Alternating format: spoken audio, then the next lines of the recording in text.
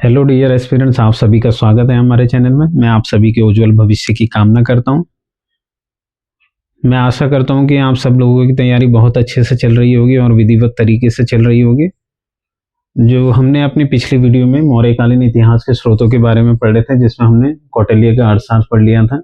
अब ये बाकी के इतिहास के जो स्रोत हैं वो आज की इस वीडियो में पढ़ेंगे। यदि आज का आप वीडियो पूरा देख लेते हैं तो पिछला वीडियो और ये वीडियो मिलाने के बाद आप देखेंगे कि इन इतिहास के स्रोतों में हमने मौर्यकालीन प्रशासन को भी लगभग 80% कवर कर लिया है। और चलिए अब टॉपिक में चलते हैं। जो आज हमारा टॉपिक है मेगास्थनीज इंडिका। ये दूसरा जो हम मौर्यकालीन इतिहास के स्रोत में जो दूसरा टॉपिक पढ़ेंगे वो है मेगास्थनीज की इंडिका।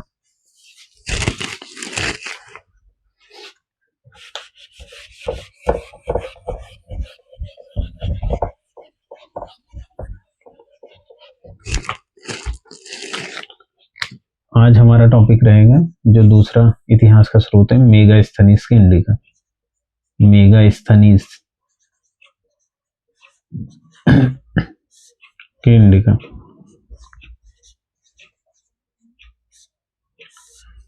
मेगास्थनीज जो था वो सेल्यूकस निकेटर का राजदूत था, जो कि चंद्रगुप्त मौर्य के दरबार में 5 वर्षों तक रहा था। जो मेगास्थनीज था ये कौन था? ये सेल्यूकस निकेटर का राजदूत था। सेल्यूकस निकेटर का राजदूत था, जो कि चंद्रगुप्त मौर्य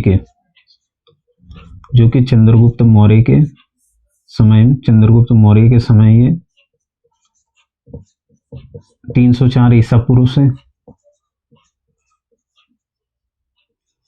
299 ईसा पूर्व तक रहा। 299 ईसा पूर्व तक ये चंद्रगुप्त मौर्य के दरबार में रहा। इसका एक प्रसिद्ध ग्रंथ है इंडिका। इसने एक प्रसिद्ध ग्रंथ की रचना की है जिसका नाम है इंडिका, जिससे चंद्रगुप्त मौर्य के प्रशासन की बहुत महत्वपूर्ण जानकारी प्राप्त होती है। जो चंद्रगुप्त मौर्य के शासनकाल के या उस समय के इतिहास की हमें बहुत ही महत्वपूर्ण जानकारी प्राप्त होती है। किससे? ये इंडिका ग्रंथ से। हालांकि जो ये पुस्तक है मूल रूप में उपलब्ध नहीं है। ऐसा बताया जाता है कि ये जल गई थी। फिर भी इस पुस्तक के जो उद्धरण हैं वो अन्य यूनानी लेखक के उद्धरणों से लिए गए हैं। अन्य यूनानी लेखकों के उद्धरणों से इन्हें लिया गया है। अन्य यूनानी लेखकों में आपका हो गया एरियन, हो गया स्ट्रैबो, प्लूटार्क, या प्लिनी द एल्डर भी कहते हैं इसे। प्लिनी जेस्ट या प्लिनी द एल्डर कहा जाता है। इसका अलावा होगा डायोडोरस और जस्टिन। ये कुछ यूनानी लेखक हैं जिनके उद्धरणों से इंडिका ग्रंथ को संकलित किया गया है। जो ये इंडिका ग्रंथ है इसे सर्वप्रथम 1846 ईस्वी में डॉक्टर स्वानवेग के द्वारा इसके उद्धरणों को संग्रहित कर प्रकाशित किया गया। तो इसे सर्वप्रथम किसने प्रकाशित किया गया? क्योंकि मूल रूप से तो पुस्तक उपलब्ध नहीं है, फिर भी जो ये अन्य यूनानी लेखक है इनके उद्धरणों को संग्रहित करके प्रकाशित किया डॉक्टर स्वानवेग ने इसे सर्वप्रथम 1846 ईस्वी में संग्रहित कर प्रकाशित करवाया।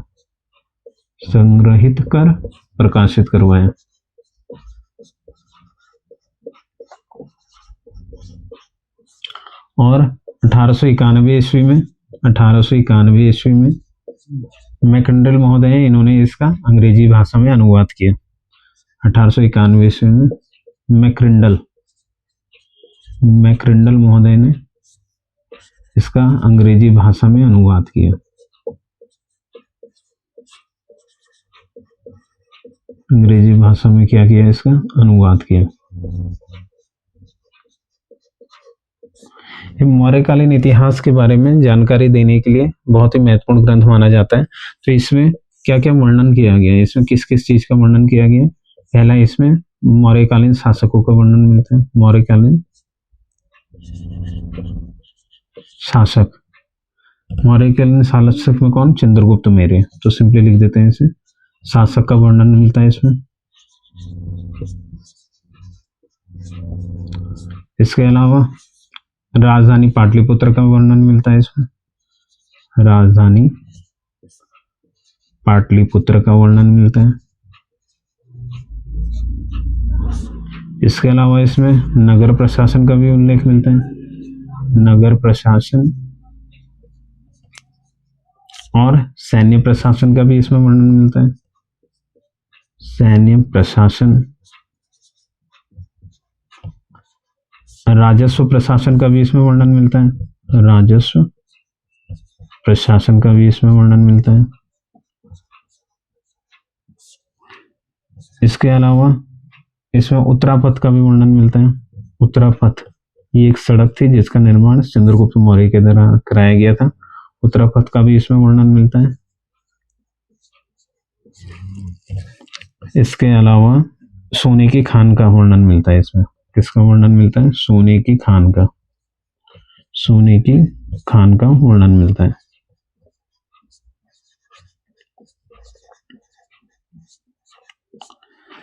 ठीक है, जो मेगास्थनीज की इंडिका थी उससे हमें ये कुछ वर्णन मिलते हैं। क्या क्या वर्णन मिलता है? पहले मिलता है शासक का वर्णन मिलता है, राजधानी पाटलिपुत्र का वर्णन, नगर प्रशासन, सैन्य प्रशासन, राजस्व प्रशासन, उत्तरापथ का वर्णन और सोने की खान का वर्णन इस ग्रंथ से हमें मिलता है। और इस ग्रंथ की जो इंडिका है इसकी रचना किसने की थी? मेगास्थनीज ने की थी। मूल रूप में उपलब्ध नहीं है, फिर भी अन्य यूनानी लेखक एरियन, स्ट्रैबो, प्लूटार्क, प्लिनी, डायोडोरस और जस्टिन के उद्धरणों से इसे लिया गया। उसे संग्रहित करके सबसे पहले प्रकाशित किसने किया? डॉक्टर स्वानवेग ने 1846 में। और अंग्रेजी भाषा में इसका अनुवाद किसने किया? ये किया आपका 1891 में वेकेंड्रल महोदय ने। तो अब एक एक करके जो वर्णन मिला है इस ग्रंथ में उसके बारे में पढ़ लेते हैं। सबसे पहला है हमारा शासक का वर्णन।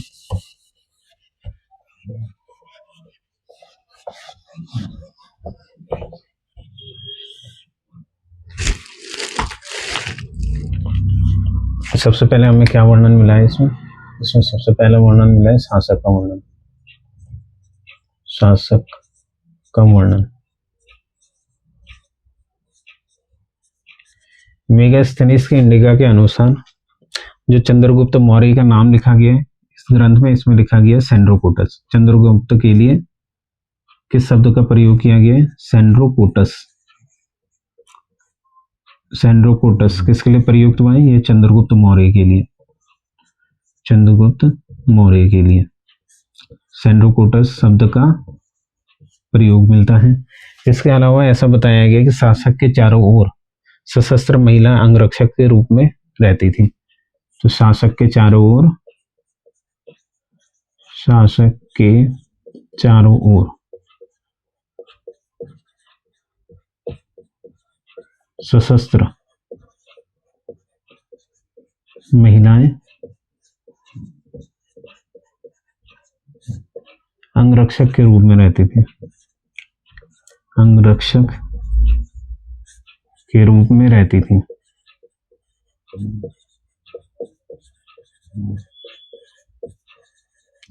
ठीक है, पिछले वीडियो में मैंने आपको बताया था जो अंगरक्षक विभाग का जो अध्यक्ष होता है उसे क्या बोलते हैं? जो इसका प्रधान अधिकारी, अंगरक्षक विभाग का जो प्रधान अधिकारी है उसको क्या कहा जाता है? आप कमेंट बॉक्स में बताइएगा। हिंट के लिए मैं बता देता हूँ, अंत से स्टार्ट होता है वो। ठीक है, शासक के वर्णन में सिर्फ मेगास्थनीज की इंडिका में यही मिलता है। जो चंद्रगुप्त मौर्य का नाम है सेंड्रोकोटस के रूप में उद्धृत किया गया था इस ग्रंथ में, और शासक के चारों ओर सशस्त्र महिला अंगरक्षक के रूप में तैनात रहती थी। दूसरा हो गया पाटलिपुत्र नगर का वर्णन। जो दूसरा उल्लेख है मेगास्थनीज में, पाटलिपुत्र नगर का वर्णन, पाटलिपुत्र नगर का वर्णन। जो मेगास्थनीज है इसने अपने इंडिका में पाटलिपुत्र नगर का बड़ा ही विस्तृत रूप में वर्णन किया है। तो उसने पाटलिपुत्र के लिए पॉलीब्रोथा शब्द का प्रयोग किया है। क्या कहा जाता था? पॉलीब्रोथा कहा जाता है, पॉलीब्रोथा कहा गया है। इसके अलावा उन्होंने बताया कि जो ये पाटलिपुत्र नगर है, ये है जो आपका पाटलिपुत्र नगर है, इसकी लंबाई 800 स्टेडिया हुआ करती थी और चौड़ाई आपके 15 स्टेडिया हुआ करती थी। इसके साथ ही ये पूर्वी भारत का सबसे बड़ा नगर हुआ करता था। जो पाटलिपुत्र नगर है, क्या बताएं? जो इसकी लंबाई है, लंबाई कितनी बताइए? लंबाई बताइए 80 स्टेडिया, 80 स्टेडिया, यानी कि 5 से डिवाइड कर देंगे कितना आ जाएगा, 16 किलोमीटर लंबा था। और चौड़ा कितना था, चौड़ा था आपका 15 स्टेडिया। 15 स्टेडिया मतलब 3 किलोमीटर चौड़ा हुआ करता था। और इसके साथ ही ये पूर्वी भारत का सबसे नगर हुआ करता था, पूर्वी भारत का सबसे बड़ा नगर था, पूर्वी भारत का सबसे बड़ा नगर था, पूर्वी भारत का सबसे बड़ा नगर था, जो कि गंगा और सोन नदी के संगम पर स्थित है, जो कि गंगा और सोन नदी के संगम पर स्थित था, गंगा और सोन नदी के संगम पर स्थित है, संगम पर स्थित था, के संगम पर स्थित था।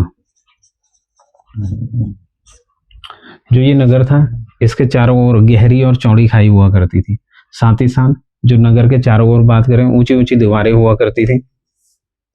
और क्या बताया उन्होंने बताया कि इसके चारों ओर, इस नगर के चारों ओर चौड़ी और गहरी खाई थी, चौड़ी और गहरी खाई थी।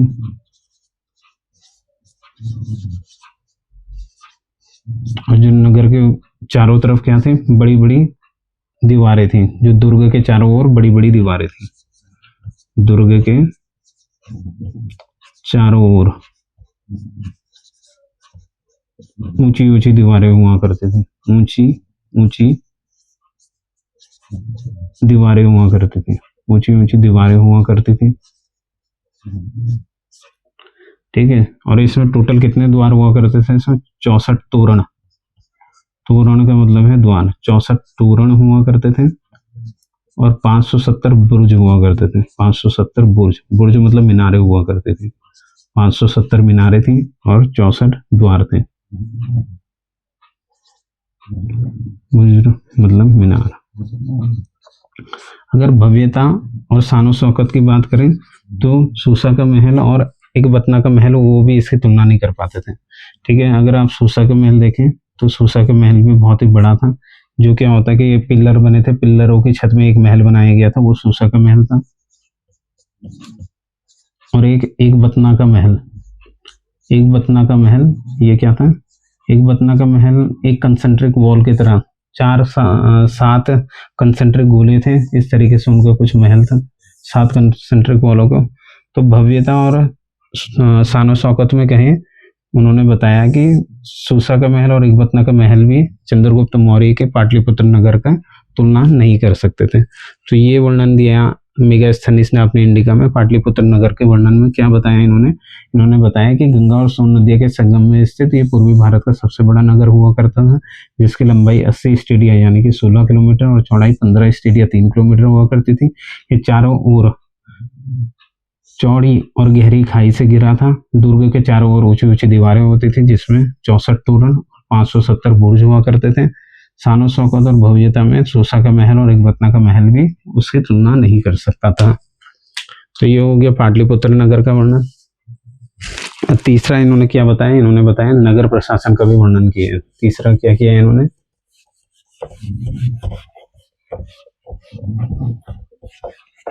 तीसरा मेगास्थनीज ने अपनी इंडिका में विस्तृत रूप से नगर प्रशासन का भी वर्णन किया है।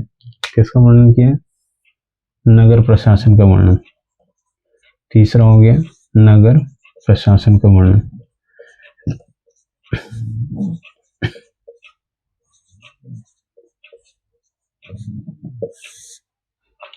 मेगास्थनीज ने अपनी इंडिका में जो नगर का जो प्रमुख होता था, नगर का जो प्रमुख होता था, नगर प्रमुख, उसने एस्ट्रोनोमी बोला। जो नगर का जो प्रमुख होता था उसे क्या बोला, एस्ट्रोनोमी, एस्ट्रोनोमी। और ग्राम व जनपद का जो प्रमुख होता था उसे बोला एग्रोनोमी। ग्राम या जनपद का जो प्रमुख होता था उसे क्या बोला, उसे बोला एग्रोनोमी, एग्रोनोमी।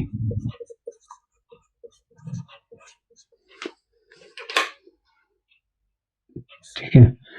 अगर और इन्होंने यह भी बताया जो नगर का जो प्रशासन होता था वो 6 समितियों द्वारा संचालित होता था, जिसमें कुल सदस्यों की संख्या 30 होता था, यानी कि प्रत्येक समिति में 5 सदस्य हुआ करते थे। तो इन्होंने क्या बताया, जो नगर का जो प्रशासन है वो 6 समितियों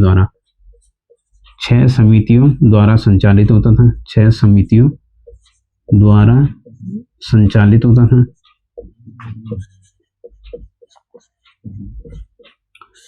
ठीक है, जिसके कुल सदस्यों की संख्या कितनी थी, 30 सदस्य, यानी कि जो प्रत्येक समिति में 5 सदस्य होते थे, प्रत्येक समिति में 5 सदस्य होते थे। प्रत्येक समिति में कितने सदस्य होते थे, 5 सदस्य होते थे। अब ये जो 6 समितियों का इन्होंने वर्णन किया वो कौन कौन सी समिति है, इसके लिए भी मैंने एक कोड बनाया है। कोड है हमारा GST press trust of India. GST 2.0 जो चालू हुआ किसने खबर दी, प्रेस ट्रस्ट ऑफ इंडिया ने आधिकारिक जानकारी दी ना। तो ये हमारा कोड हो गया, इससे हमारे 6 समिति बन जाएगी। G, goods and services tax, goods मतलब वस्तु, सर्विस मतलब सेवा, टैक्स मतलब कर। पी से हम लेंगे पॉपुलेशन, पी का मतलब क्या हो गया, पॉपुलेशन।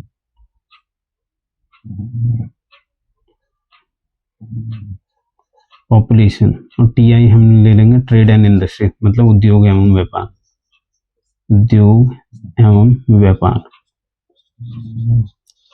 ठीक है, तो ये कौन कौन सी समिति होगी, पहली समिति हमारी होगी वस्तु निरीक्षक समिति। पहली समिति का नाम हो गया हमारी वस्तु निरीक्षक समिति, वस्तु निरीक्षक समिति।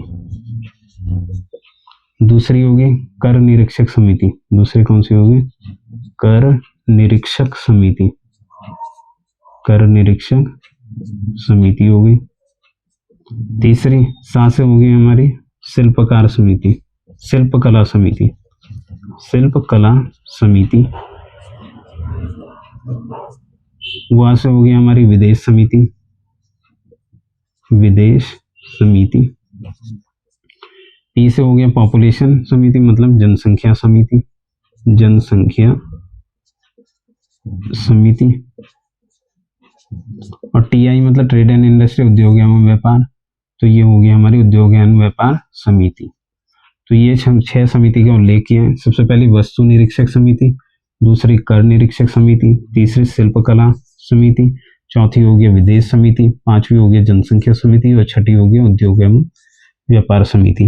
तो वस्तु निरीक्षक समिति में क्या बताया इन्होंने, वस्तु निरीक्षक समिति का कार्य क्या होता था, इसका कार्य होता था कि वस्तु में किसी मिलावट की जांच करने का।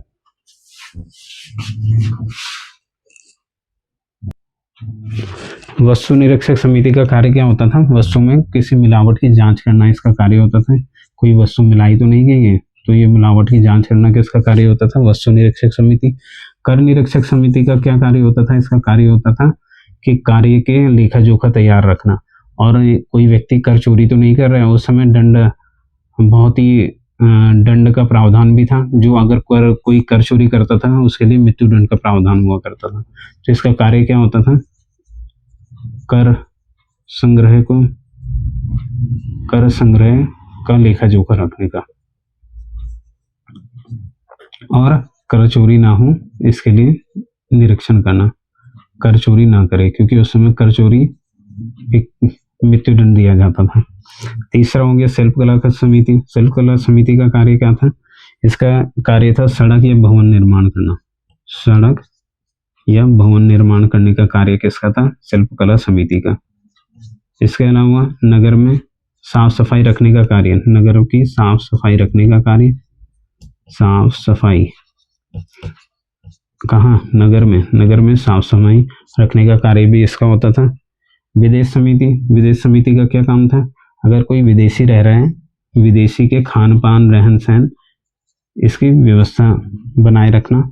इसके अलावा अगर किसी की मृत्यु हो जाती है तो उनके परंपरा के अनुसार उसके समाधान की व्यवस्था बनाने का कार्य भी विदेश समिति का होता था। एक तरीके से कहें तो इनडायरेक्टली ये उन पर निगरानी रखता है। तो विदेश समिति का कार्य क्या होता था? विदेशियों के खान पान,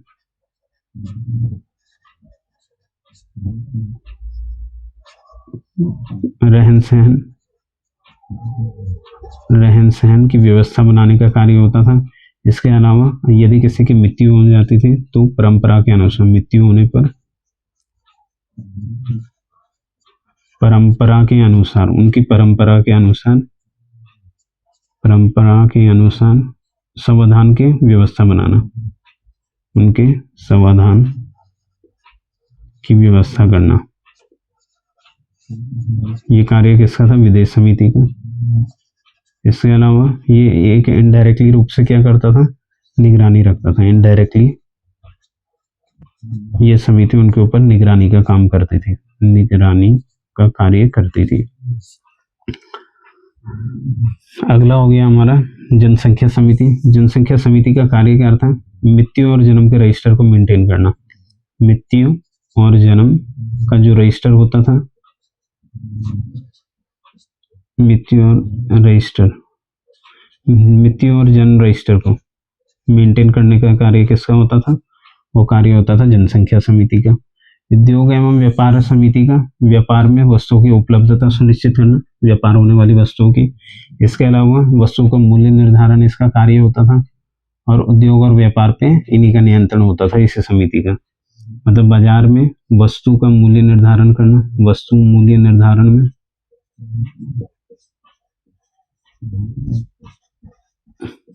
और बाजार में वस्तु की उपलब्धता करवाना, वस्तु की उपलब्धता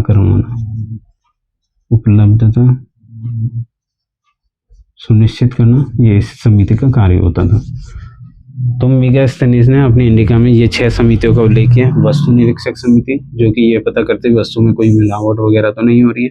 दूसरे कर निरीक्षक समिति, इसका कार्य होता था कर संग्रह का लेखा जोखा रखती थी, कर चोरी ना हो, क्योंकि कर चोरी के लिए मृत्यु दंड का प्रावधान हुआ करता था। शिल्पकला समिति सड़क और भवन निर्माण का कार्य होता था। इसके अलावा नगर में साफ सफाई का कार्य भी इसी समिति का होता था। विदेश समिति, विदेशियों के रहन सहन खान पान की व्यवस्था बनाने, मृत्यु होने पर परंपरा के अनुसार उनके समाधान की व्यवस्था करना। इनडायरेक्टली रूप से ये विदेशियों के ऊपर निगरानी रखने का कार्य करती थी। अगली होगी जनसंख्या समिति। जनसंख्या समिति का कार्य मृत्यु और जन्म के रजिस्टर को मेंटेन करके रखना। और हो गया हमारा उद्योग एवं व्यापार समिति, वस्तु के मूल्य का निर्धारण करना, उद्योग और व्यापार पर नियंत्रण रखते हुए बाजार में वस्तु की उपलब्धता सुनिश्चित करना, ये उद्योग एवं व्यापार समिति का कार्य होता था। मेगास्थनीज ने तो आपने नगर प्रमुख को एस्ट्रोनॉमी में बताया, जबकि कौटिल्य ने अपनी अर्थशास्त्र में नागरिक बताया। जो नगर प्रमुख होता था कौटिल्य के अर्थशास्त्र के अनुसार जो नगर प्रमुख होता था उसे नागरिक कहते थे। नगर प्रमुख को क्या कहा जाता था? नगर प्रमुख को कहा जाता था नागरिक। ठीक है, ये हो गया मेगास्थनीज के इंडिका में जो नगर प्रशासन का वर्णन दिया गया है। इसके अलावा नगर प्रशासन के बाद अगला हमारा आता है सैन्य प्रशासन।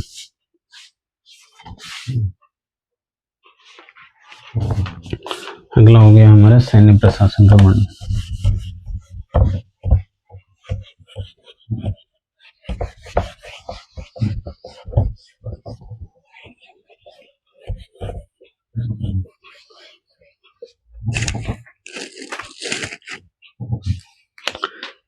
अगला क्या हो गया? चौथा हमारा सैन्य प्रशासन।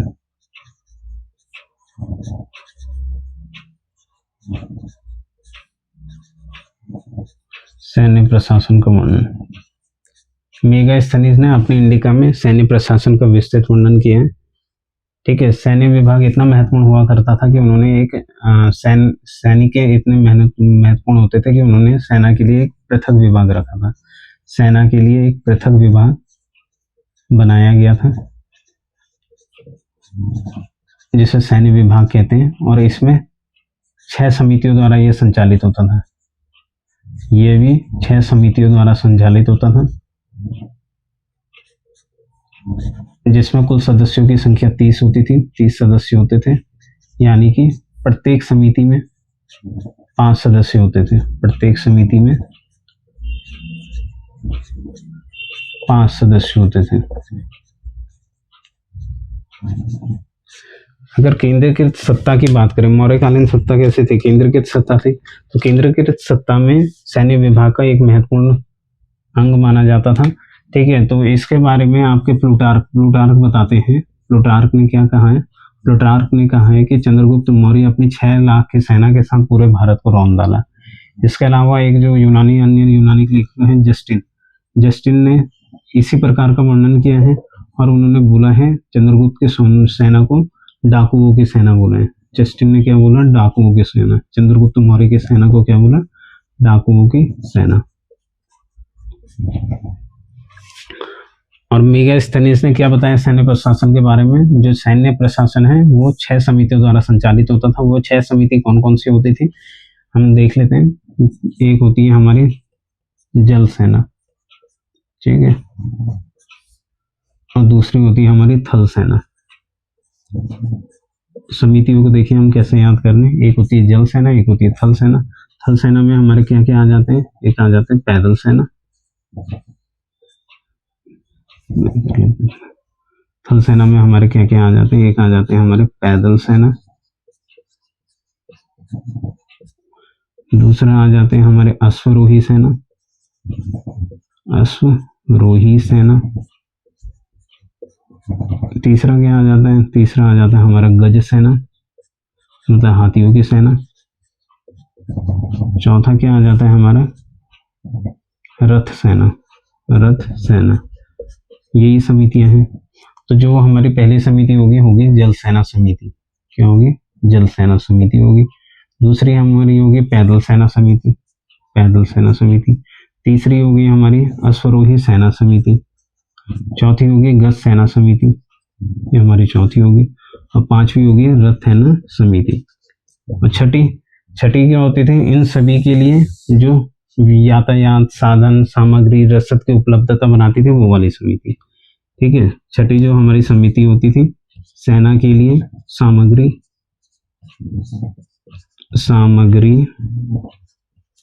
यातायात और रसद की व्यवस्था बनाने वाली समिति, की व्यवस्था करने वाली समिति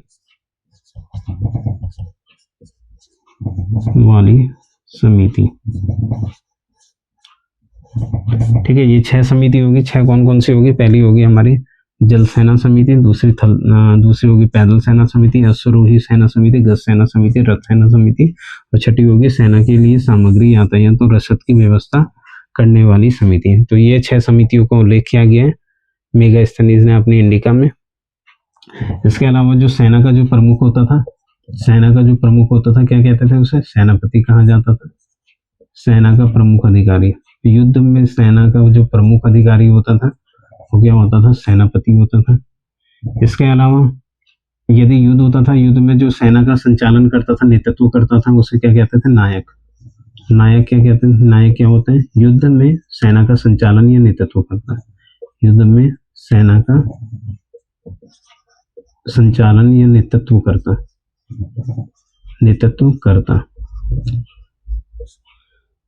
इसके अलावा एक नवाध्यक्ष बताया था आपको। जब जल सेना की बात हो रही है तो यहाँ पे एक नवाध्यक्ष भी याद कीजिएगा। नवाध्यक्ष क्या होता था? जो जहाज रानी का प्रमुख अधिकारी या जहाज रानी का प्रमुख अध्यक्ष। जहाज रानी विभाग का जो अध्यक्ष होता था वो कौन होता था? नवाध्यक्ष।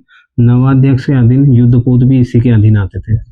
जो पानी में युद्धपोत होते हैं, युद्धपोत हो गए और व्यापारिक पोत, ये दोनों नवाध्यक्ष के अधीन होते थे। युद्धपोत और व्यापारिक पोत ये दोनों नवाध्यक्ष के अधीन ही होते थे। ये तो मेगास्थनीज ने अपनी इंडिका में वर्णन किया। इसके अलावा कौटिल्य ने अपनी अर्थशास्त्र में पैदल सेना को पुनः 6 भागों में विभाजित किया। कौटिल्य की बात करें, कौटिल्य ने अपनी अर्थशास्त्र में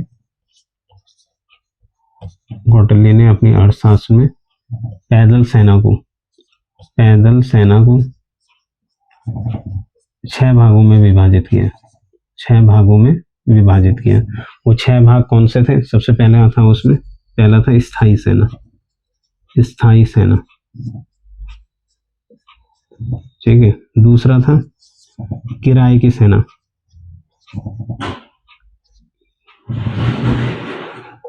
दूसरा क्या था, किराए की सेना। पहला स्थायी सेना हो गया, दूसरा हो गया किराए की सेना।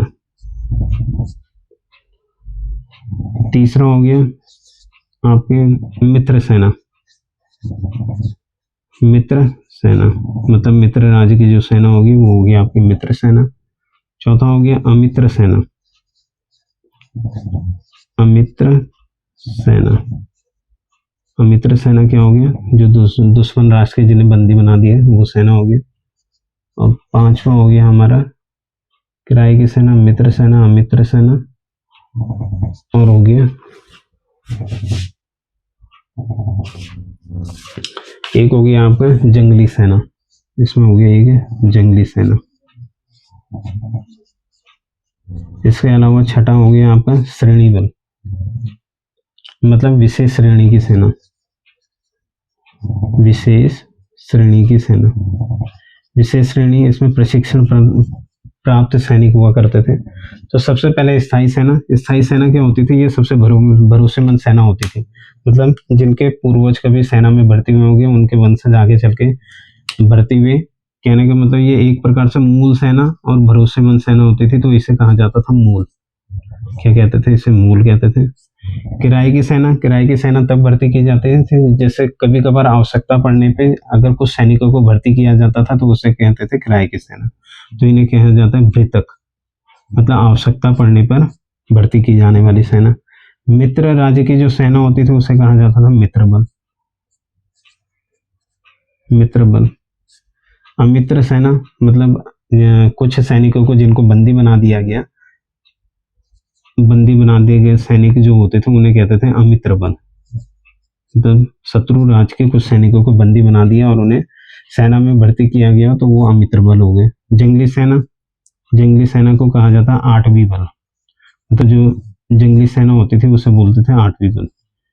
और कुछ विशेष प्रशिक्षण प्राप्त सैनिक होते थे, ठीक है, उन्हें कहा जाता था विशेष बल, जो कि पेशेवर सैनिक होते थे और जरूरत पड़ने पर उन्हें सेना में बुलाया जाता था, तो इसे कहा जाता था श्रेणी बल, यानी कि विशेष श्रेणी के योद्धा वर्ग के, विशेष श्रेणी के योद्धा वर्ग के पेशेवर जो सैनिक होते थे वो श्रेणी बल में आते थे। तो कौटिल्य ने अपनी अर्थशास्त्र में पैदल सेना को 6 भागों में विभाजित किया। पहला हो गया मूल, जो कि स्थायी सेना होती थी। दूसरी होती थी भृतक, आवश्यकता पड़ने पर जो किराए की सेना जो भर्ती की जाती थी, भृतक हो गया। मित्र राज्य की जो सेना होती थी उसे मित्र बल कहते हैं। जो सैनिक बंदी बना के सेना में भर्ती किए गए अमित्र बल हो गए। और जो जंगली सेना हो गई उसे आठवीं बल कहा गया। और विशेष श्रेणी की सेना जिनमें आपके पेशेवर सैनिक आते थे या योद्धा, विशेष योद्धा वर्ग से संबंधित होते थे, वो श्रेणी बल में आते हैं। तो ये अर्थशास्त्र में कौटिल्य ने उल्लेख किया है। इसके अलावा आपका एक यहाँ पे दंडपाल, दंडपाल क्या होता है यहाँ पे, क्योंकि हमने एक समिति पढ़ी ना जो सेना के सामग्री, यातायात और रसद की व्यवस्था करती थी, तो उसका जो प्रधान अधिकारी होता था उसे क्या कहते हैं, उसे दंडपाल कहते हैं। ये क्या होता था, सेना की सामग्री, सेना की सामग्री, यातायात साधन, रसद की सुविधा व्यवस्था बनाने वाले, सेना की सामग्री की व्यवस्था जो बनाता था उसका जो प्रधान अधिकारी होता था वो दंडपाल होता था। और सामग्री का मतलब सिर्फ यही नहीं है खान पान यातायात, सामग्री का मतलब जितने भी उनके अस्त्र शस्त्र हो गए, अस्त्र शस्त्र भी सामग्री में आते हैं, अस्त्र हो गया, शस्त्र हो गया, ठीक है। तो दंडपाल के अधीन एक अधिकारी हुआ करता था जिसे बोलते थे आयुधगार अध्यक्ष। क्या कहा जाता था, जो आयुधगार अध्यक्ष है, आयुधगार अध्यक्ष, ये किसके अधीन होता था, दंडपाल के अधीन होता था, जिसका काम क्या होता था, जो भी आयुध मतलब अस्त्र शस्त्र, इसके रख रखाव, सुरक्षा या उपलब्धता सुनिश्चित करने का कार्य किसका होता था, आयुधगार अध्यक्ष का होता था। इसके अलावा कौटिल्य के अर्थशास्त्र में कुछ आयुधों का भी नाम देखने को मिलता है, जिसमें हमारा एक हो गया सतघनी, सतघनी, ये है सतघनी, सतघनी। सतघनी क्या होता था, ये एक ऐसा शस्त्र होता था जो कि सैनिकों पे छोड़ दिया जाता था और सैकड़ों सैनिक मारे जाते थे, तभी इसे सतघनी कहा जाता है। सत मतलब 100, 100 का घन करने वाला सतघनी।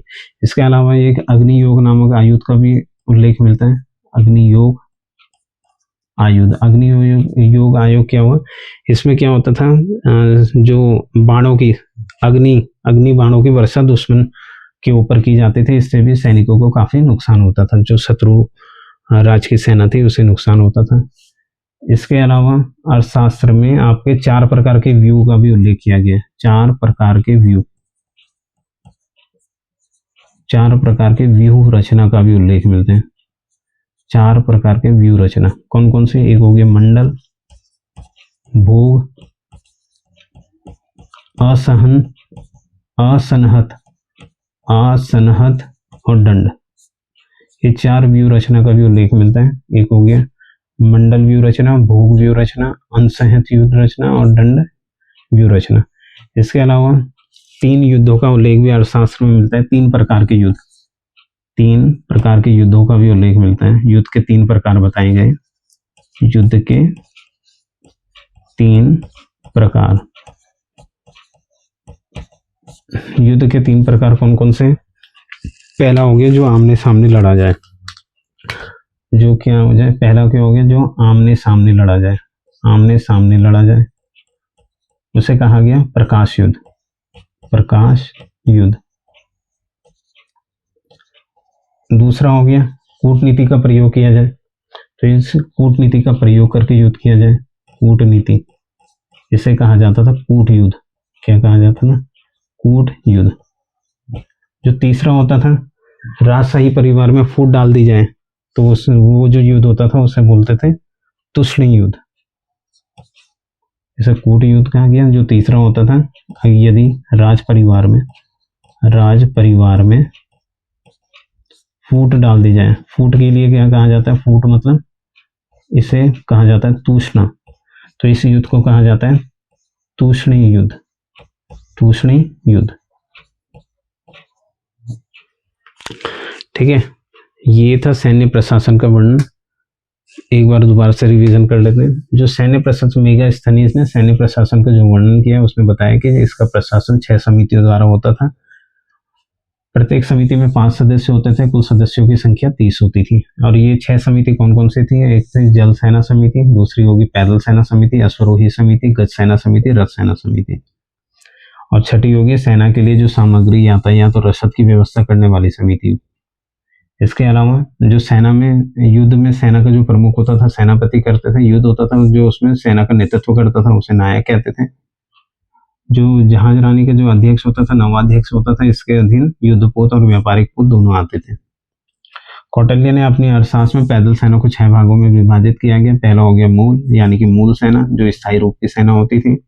दूसरी होती थी भृतक, आवश्यकता पड़ने पर किराए में भर्ती की जाने वाली सेना, भर्ती सबसे याद रखिएगा भृतक। तीसरा हो गया मित्र राज्य की जो सेना होगी उसे कहा गया मित्र बल। फिर अमित्र बल हो गया, जिन सैनिकों को बंदी बना के सेना में शामिल किया गया वो अमित्र बल हो गया। कुछ जंगली सेना होती थी उन्हें 8वीं बल कहा जाता है। कुछ विशेष प्रशिक्षण, विशेष श्रेणी की सेना होती थी जिसमें आपके पेशेवर सैनिक होते थे, या विशेष युद्ध वर्ग के जो सैनिक होते थे वो श्रेणी बल में आते थे।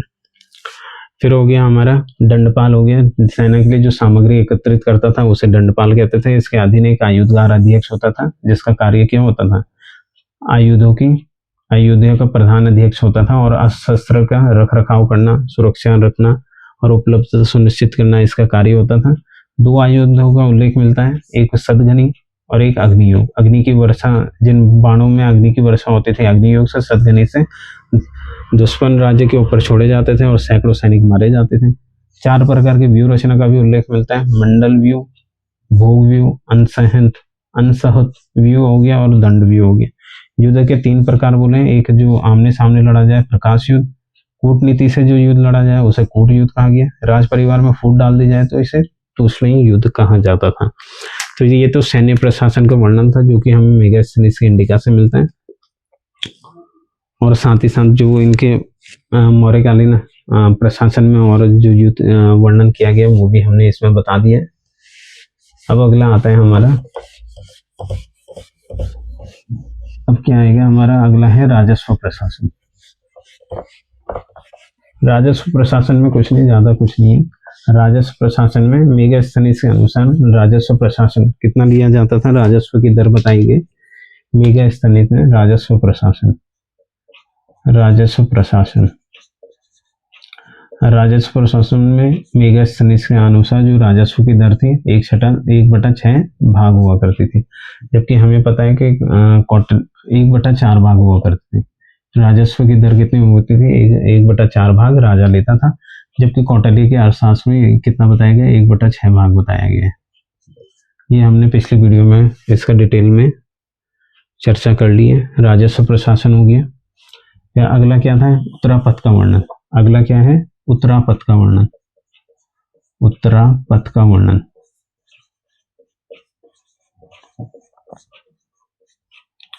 मेगास्थनीज के इंडिका में उत्तरापथ का भी वर्णन किया गया। उत्तरापथ क्या था? ये एक रूट थी, सड़क, ये एक सड़क थी जिसका निर्माण किसने किया था? चंद्रगुप्त मौर्य ने, चंद्रगुप्त मौर्य ने, जो कि आपकी सिंध से लेकर, जो कि आपके सिंध से बंगाल के सुनार गांव से, सिंध से आपके, सिंध से बंगाल के सुनार गांव तक जाते थे, बंगाल के सुनार गांव तक जाती थी, सुनार गांव तक जाती थी।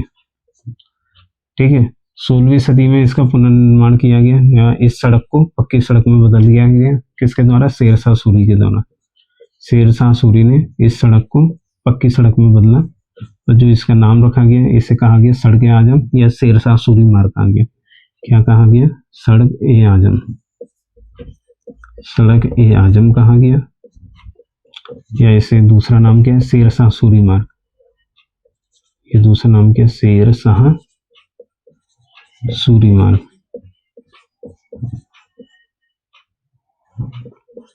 फिर ब्रिटिशर्स के समय में, ब्रिटिशर्स के काल में, यानी कि 17वीं सदी के लगभग इसका फिर से पुनर्निर्माण किया गया। उस समय कौन था? ऑकलैंड, ऑकलैंड ने इसका, ऑकलैंड ने इसका पुनर्निर्माण किया है। और इस रोड का नाम क्या हो गया? जीटी रोड, जीटी रोड, यानी कि ग्रैंड ट्रंक रोड कहा गया, ग्रैंड ट्रंक रोड कहा गया।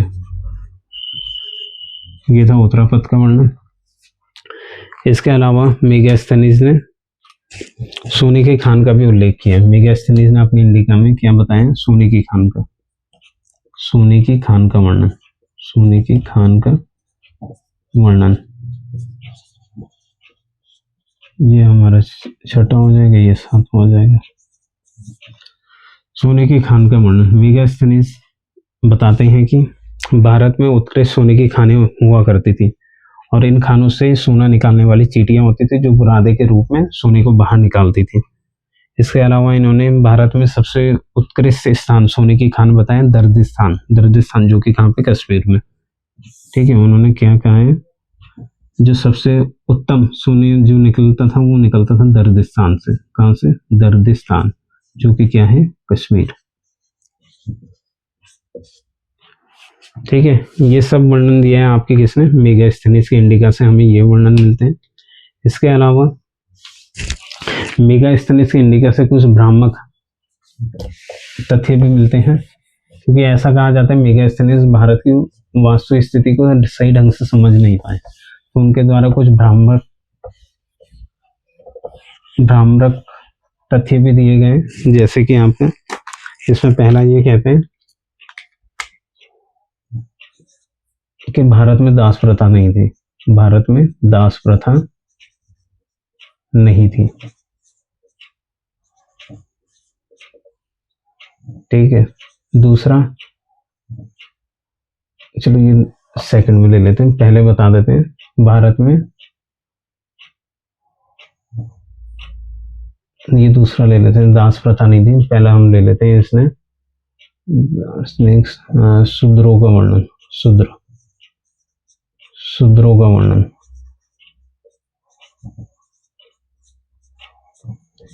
इन्होंने क्या किया है? इन्होंने 7 प्रकार के वर्ण का उल्लेख किया है। शूद्रों को नहीं, ऐसे जाति का वर्णन।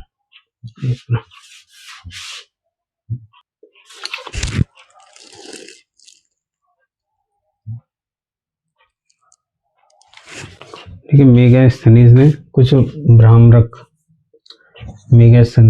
भ्रामक विवरण भी दिए। भ्रामक विवरण भी दिए। उसमें पहला हो गया जैसे 7 जाति का उल्लेख करते हैं। ये कितनी 7 जातियों का उल्लेख, इन्होंने 7 जातियों का वर्णन किया है। ठीक है। दूसरा इन्होंने कहा है दास प्रथा ना होने का वर्णन।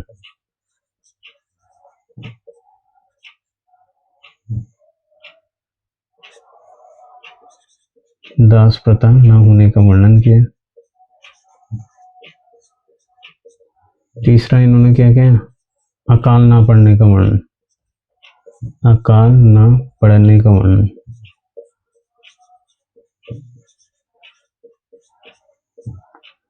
चौथा क्या हो गया, अकाल ना पड़ने का वर्णन हो गया। इसके अलावा लेखन कला का अभाव, लेखन कला का अभाव।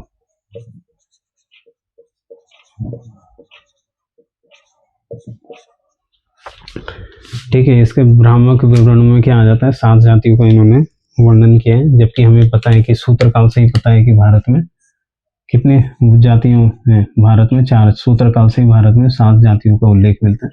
कौन कौन सी, एक होगी ब्राह्मण, क्षत्रिय, वैश्य और शूद्र। जो कौटिल्य है उन्होंने अपने अर्थशास्त्र में इन्हीं 4 जातियों का उल्लेख किया है, जबकि मेगास्थनीज क्या कहते हैं, 7 जातियों का वर्णन किया है। इन्होंने जो अपनी 7 जाति बताई है, मेगास्थनीज ने जो 7 जाति बताई है वो कौन कौन सी है। ठीक है। पहली होगी दार्शनिक, पहली कौन सी होगी, दार्शनिक। ठीक है। इसी शब्द से हम बना लेंगे सारी जातियां, द आ, फिर श आ जाएगा, फिर न आ जाएगा, फिर का आ जाएगा। ठीक है। पहली होगी हमारे दार्शनिक, दूसरी होगी अधीर या ग्वाले, अधीर या ग्वाले हो गए। फिर तीसरी होगी सा से हमारे हो गए सैनिक, सैनिक और सभासद, सैनिक और सभासद। ठीक है। पांचवी होगी निरीक्षक वर्ग, निरीक्षक। ठीक है। अब छठी होगी आपकी किसान, कृषक, का से हमारा किसान हो गया, और हो गया कारीगर, कारीगर या शिल्पकार, या शिल्पकार। तो ये 7 जातियों का उल्लेख किया है मेगास्थनीज ने आपने। जो दार्शनिक होते थे, जो दार्शनिक वर्ग होता था, इसमें आपके ब्राह्मण, श्रमण आते थे। हालांकि इनकी संख्या कम थी, फिर भी इनका स्थान पूजनीय माना जाता था। अधीर ग्वाले, जो ग्वालों के साथ, पशुओं के साथ जो डेयरी में रहते थे। जो सबसे ज्यादा संख्या बताई गई है वो सैनिक वर्ग की, इनकी सबसे ज्यादा संख्या बताई गई है, सबसे ज्यादा इनकी संख्या बताई गई है। और सबसे कम संख्या किसकी बनाई गई है, सभासद की, इनकी सबसे कम संख्या बताई गई है, सबसे कम। और जो ये निरीक्षक होते थे, ये गुप्तचर, गुप्तचर भी इसी के अंतर्गत आते थे। जो ये किसान हैं, ये दूसरे नंबर के होते थे संख्या में, जो इनकी संख्या थी दूसरे नंबर में इनकी संख्या हुआ करती थी। और शिल्पकार वर्ग ये भी एक महत्वपूर्ण जाति हुआ करती थी मेगास्थनीज के अनुसार। तो मेगास्थनीज ने इन 7 जातियों का वर्णन किया है। दूसरा इन्होंने कहा दास प्रथा ना होने का वर्णन। इन्होंने बोला है कि भारत में दास प्रथा नहीं आती थी। असल में इन्होंने जैसे यूनान वगैरह में जो आपके दास होते थे उस तरीके से सोचा था और बोला था यहाँ पे दास नहीं होते, जबकि हमें पता है कौटिल्य के अर्थशास्त्र में, कौटिल्य ने जो अपनी अर्थशास्त्र में कितने दासों का वर्णन किया है, अर्थशास्त्र, कौटिल्य ने अपनी अर्थशास्त्र में 9 प्रकार के दास बताए, 9 प्रकार के दास। ठीक है। तीसरा क्या कह रहा है, इसके बारे में भी हमने पिछले वीडियो में पढ़ गया, इसे यहाँ पे डिटेल में नहीं बता रहा हूँ। अगला अकाल न पड़ने का वर्णन।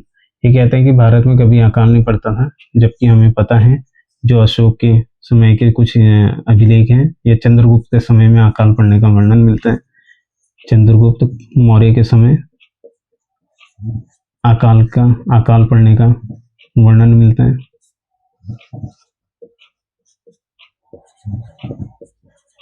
इसके अलावा अशोक के समय में भी 2 अभिलेख मिलते हैं, एक सोहगोरा और एक महास्थान।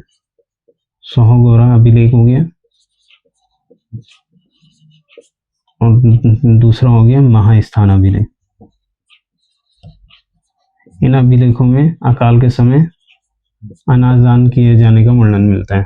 100 गोरा और महास्थान। महास्थान कहाँ बना? पश्चिम बंगाल में। 100 गोरा कहाँ पड़ा? गोरखपुर, उत्तर प्रदेश में। तो इन अभिलेखों में अकाल के समय अनाज वितरण का उल्लेख मिलता है। इसके अलावा क्या कहा गया? लेखन कला का अभाव था भारत में, जबकि हमें पता है कि सूत्रकाल से ही ग्रंथ लिखे जा चुके थे। सूत्रकाल से ही यहाँ पे ग्रंथ लिखे जा चुके थे, तो ये भी इसके भ्रामक विवरणों में आ जाता है। तो ये कुछ विवरण थे जो इन्होंने दिया था और भ्रामक विवरण दिए थे। अब हम अगला देख लेते हैं, जो मौर्यकालीन इतिहास के स्रोत में अगला स्रोत कौन सा स्रोत है? वह है हमारा विशाखदत्त का मुद्रा राक्षस।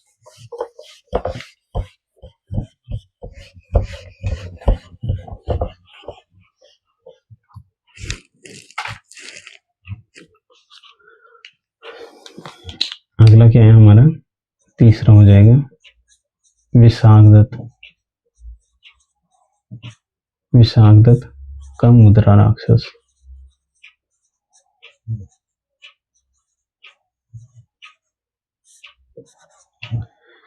जो विशाखदत्त का ये मुद्रा राक्षस है, इसमें मौर्यकालीन इतिहास के बारे में इससे भी हमें जानकारी प्राप्त होती है। इसमें चंद्रगुप्त मौर्य के लिए ऋषल शब्द का प्रयोग हुआ है। चंद्रगुप्त मौर्य के लिए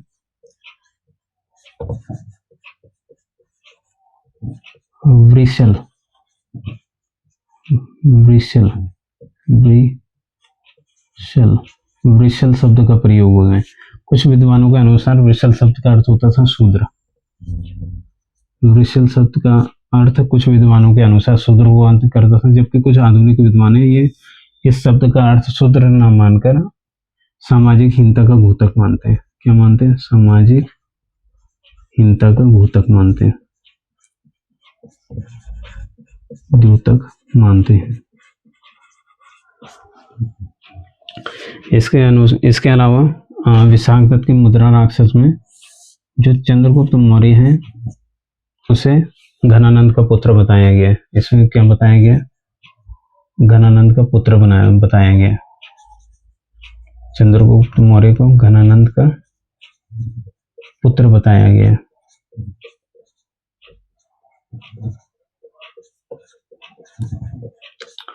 और जो मुद्रा राक्षस का जो टीका लिखा गया है किसके द्वारा? ढूंढीराज के द्वारा। ढूंढीराज के द्वारा जो मुद्रा राक्षस का जो टीका है उसमें चंद्रगुप्त मौर्य को नंदवंत का, घनानंद का पौत्र बताया गया। ढूंढीराज के टीके में चंद्रगुप्त मौर्य को घनानंद का पौत्र बताया गया। घनानंद का पौत्र बताया गया। ठीक है, मुद्रा राक्षस से हमें यही जानकारी मिलती है। इसके बाद जो अगला स्रोत है मौर्यकालीन इतिहास के स्रोत में, अगला आ जाएगा हमारा रुद्रदामन का जूनागढ़ अभिलेख। रुद्रदामन का जूनागढ़ अभिलेख।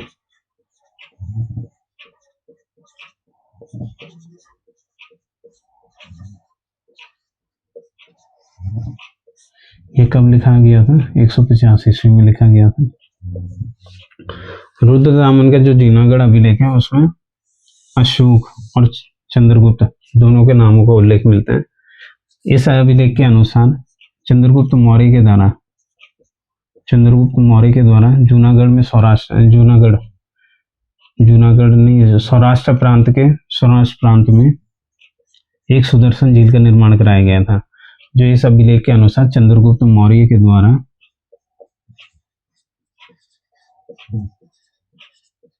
सौराष्ट्र प्रांत में एक सुदर्शन झील का निर्माण कराया गया था। सुदर्शन झील का निर्माण कराया गया।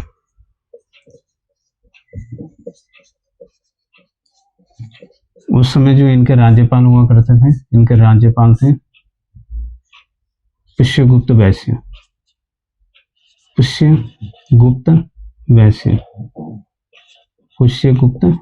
इनके राज्यपाल थे।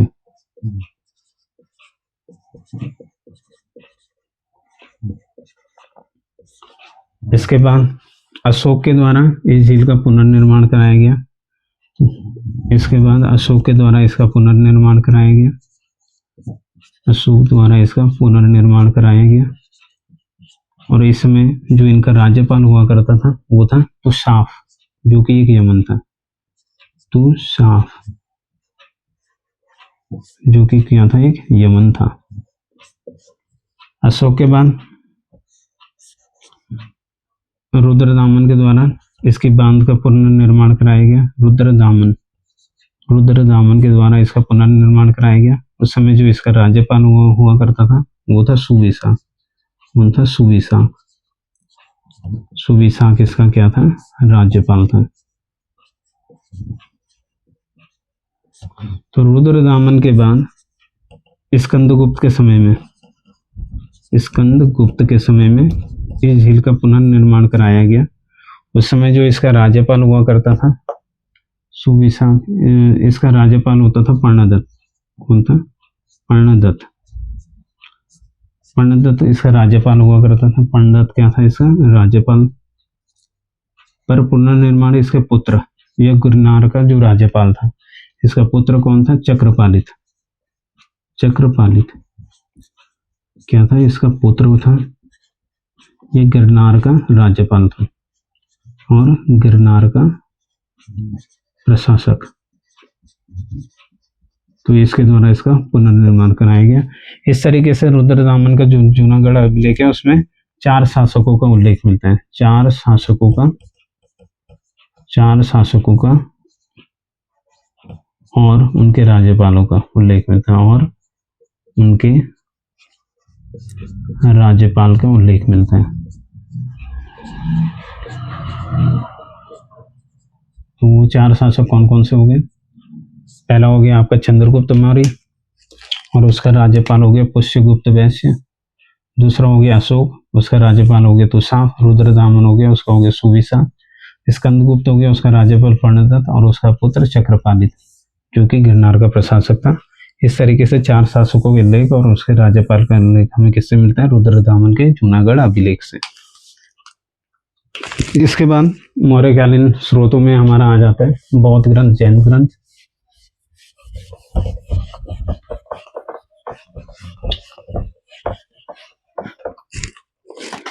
इसके बाद जो हमारे स्रोतों में आ जाता है वो आ जाता है हमारा 4 हो गए, 5वां बौद्ध ग्रंथ और जैन ग्रंथ।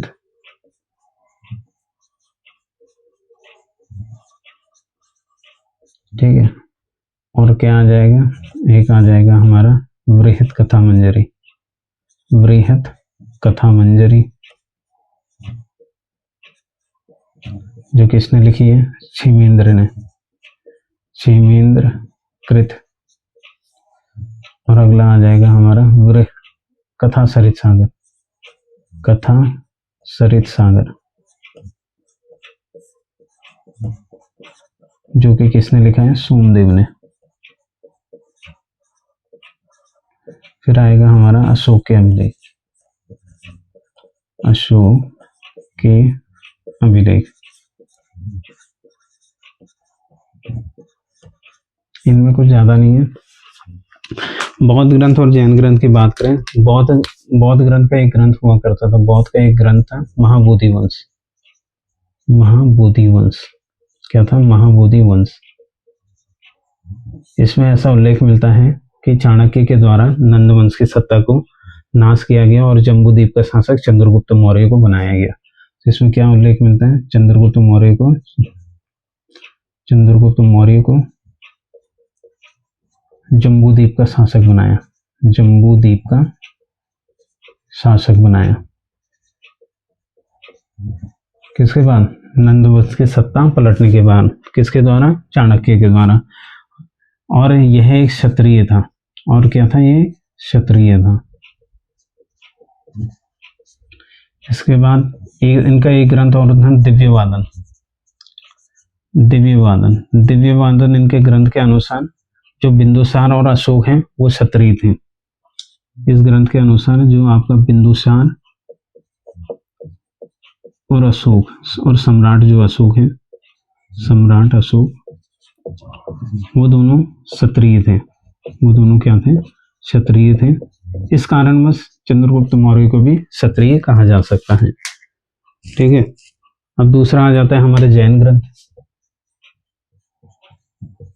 जैन ग्रंथ में एक आता है परिशिष्ट पर्वन, परिशिष्ट पर्व, ये पर्वन कह सकते हैं, परिशिष्ट पर्वन।